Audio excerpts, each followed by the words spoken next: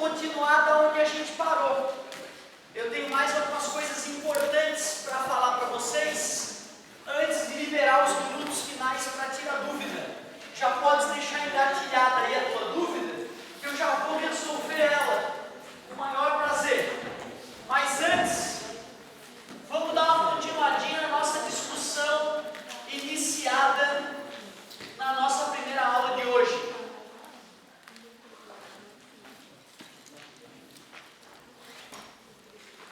Como recentemente nós estudamos os gases, vimos a equação geral dos gases perfeitos, vimos a equação de Clapeyron, discutimos um pouquinho da ideia dos gases, né? Aí depois disso, na aula passada, nós começamos a discutir termodinâmica. Termodinâmica, a parte da física que estuda como fazer um gás trabalhar por nós. Na primeira parte da aula eu te mostrei que se a gente aprisiona um gás em um cilindro, aquece esse gás, ele vai se expandir realizando o trabalho. E te mostrei que se a pressão do gás é constante, dá para calcular o trabalho por essa relação matemática aqui. O W vem de work, né? A tradução literal do trabalho. Em alguns materiais, em vez de W, eles usam a letra grega tau. O tau maiúsculo, ó. Então não tem problema nenhum se tu quiser escrever tau igual a P vezes delta V. Vimos que essa fórmula nos permite perceber que na expansão de um gás, a gente diz que o gás realizou o trabalho e o trabalho dá um resultado positivo.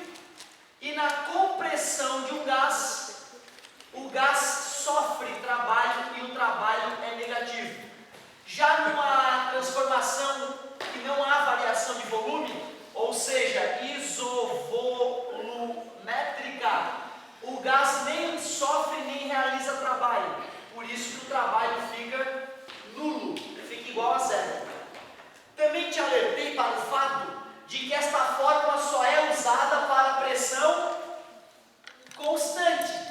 Para pressão variável, o aluno tem que dispor de um gráfico pressão versus volume. Se o aluno calcula a área embaixo desse gráfico, ele consegue determinar o trabalho. Quando eu digo que o trabalho é igual à área embaixo do gráfico, tu tem que ficar atento para decidir se é mais ou se é menos. Tem muitos alunos que acabam achando que se o gráfico está subindo é mais, se o gráfico está descendo é menos. Cuidado, hein? Eu posso fazer um gráfico descendo, ó, e o trabalho é positivo, concorda comigo? O trabalho é positivo porque o volume aumentou. Tudo bem para vocês? Certo? Vocês concordam comigo que o volume aumentou, ó, de 2 para 8? Eu posso fazer um gráfico subindo que o trabalho é negativo.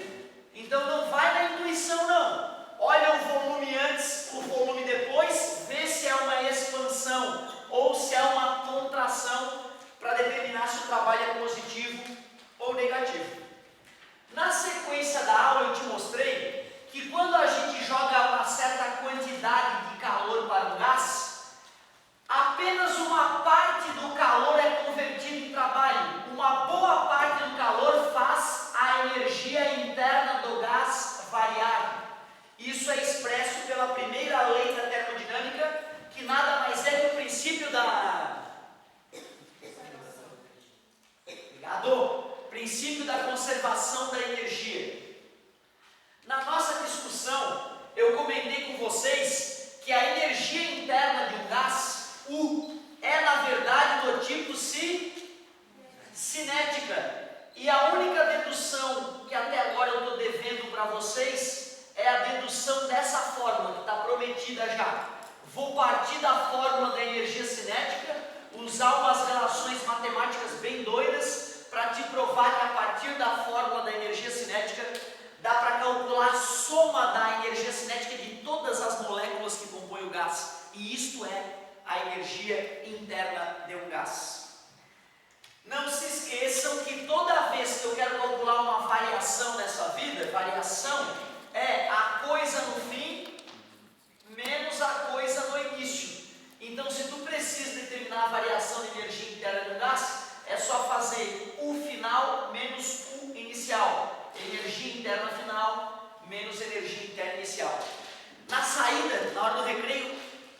pediram algumas perguntinhas muito legais sobre essa parte. Em qual página vocês estavam? As colegas me fizeram perguntas sobre a página 167. Seria uma ótima tarefa para ti arriscar a página 167 depois desses nossos comentários. Para te ajudar nessa tarefa, não custa comentar, né, que o calor é positivo quando o gás recebe calor. Gás recebe calor. Já quando um gás libera calor, o que fica negativo? A quantidade de calor fica negativa. O gás fornece calor para o ambiente. Essa é uma outra regrinha de sinal importante. E agora, nós vamos começar a melhorar a nossa discussão. Eu te mostrei o que era uma máquina térmica quente. Te mostrei que uma máquina térmica quente, como toda máquina térmica, funciona entre uma fonte quente e uma fonte fria. Não importa o formato da tua máquina, fica tranquilo. Eu só quero que tu saiba qual é o fluxo de energia nessa máquina quente. Recebo o calor da fonte quente, realizo o trabalho e jogo a energia que eu não consegui converter em trabalho para a fonte fria, que é a nossa atmosfera. Te mostrei rapidamente no final da aula que uma máquina térmica fria, ou simplesmente máquina fria, é um exemplo de refrigerador, e ele também funciona entre a fonte quente e a fonte fria. Só que o objetivo de uma máquina térmica fria é bem diferente do objetivo de uma máquina térmica quente. O refrigerador tem o objetivo de esfriar a fonte fria. Para que ele consiga retirar calor da fonte fria e rejeitar esse calor para a fonte quente, que é uma situação antinatural, né? O fluxo natural de calor é do corpo quente para o corpo frio. Para eu poder fazer o calor fluir no sentido oposto, eu preciso espremer um gás. Eu preciso realizar trabalho sobre o gás.